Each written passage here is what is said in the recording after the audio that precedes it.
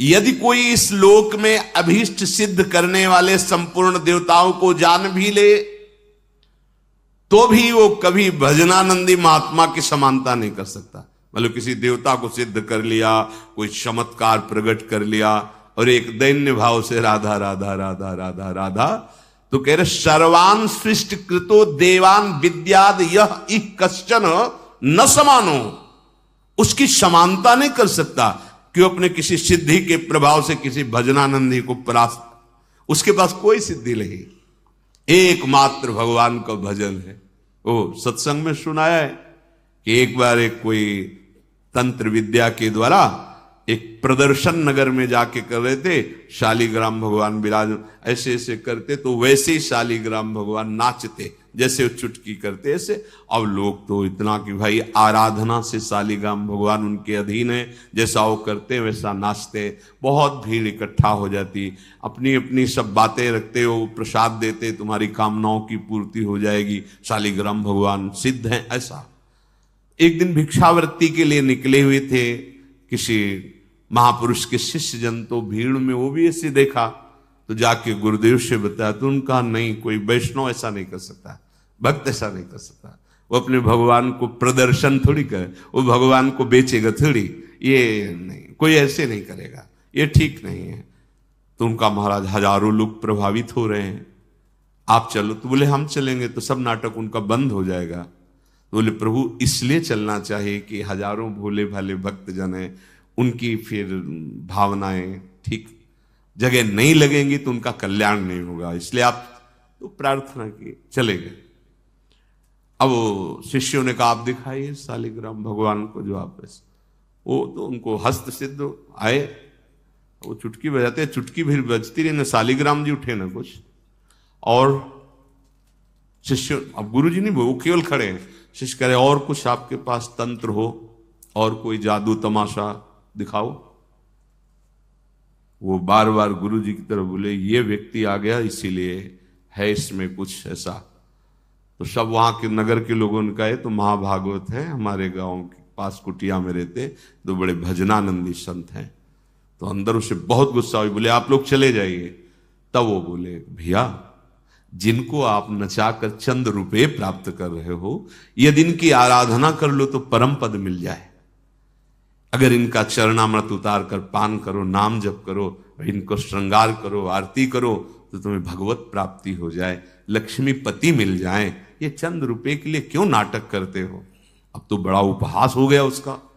अब वो अपनी कुटिया को गए और उसने तत्काल तंत्र का प्रयोग किया, मारण कहते, मारण तंत्र, मूठ, एक खप्पर जैसी ज्वाला प्रकट की और वो निश्चित जैसे रक्त प्रवाह गुदा द्वार से हो जाना, उल्टियां होना, और जितना समय दिया गया है मंत्र में उतने समय तक जीवित रहेगा। अगर वो सिद्ध है मारण तो निश्चित मर जाएगा। प्रभाव होता है, मंत्रों का अलग अलग प्रभाव होता है।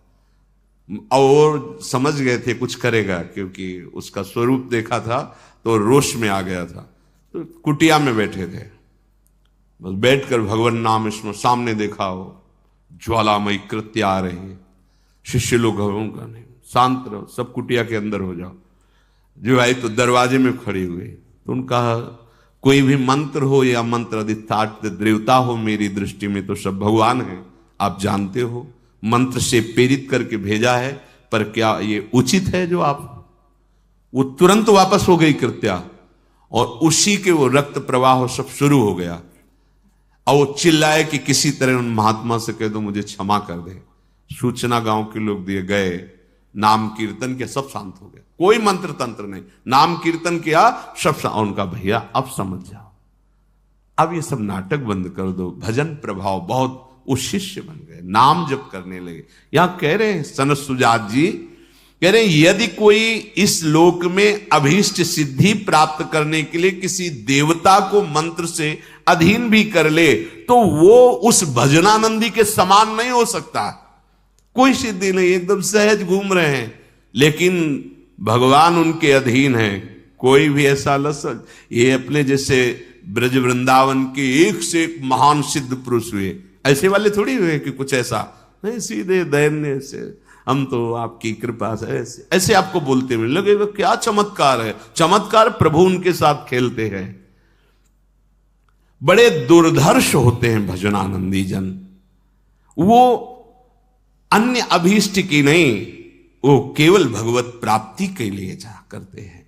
इसलिए यम प्रयत्मानम तु मानयंती सा मानितः न मान्यमानो मन्येत न मान्या मभि संज्वरेत। दूसरे लोग सम्मान दें तो कभी फूलो मत।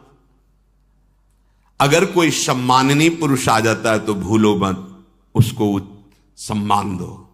स्वयं अमानी रहो, दूसरों को। जब तुम्हारा सम्मान हो तो तुम फूलो मत, और जब दूसरा कोई सम्माननीय पुरुष आ जाए तो भूलो मत, उसको खूब सम्मान प्रदान करो। अमानिना मान देना कीर्तनिया सदा हरि, सबहि मानप्रद आप अमानी। जो अन्य जनों के द्वारा आदर पाकर सम्मान पाकर गर्व नहीं करता, वही इस ब्रह्म ज्ञानमयी ब्रह्म विद्या को प्राप्त करता है।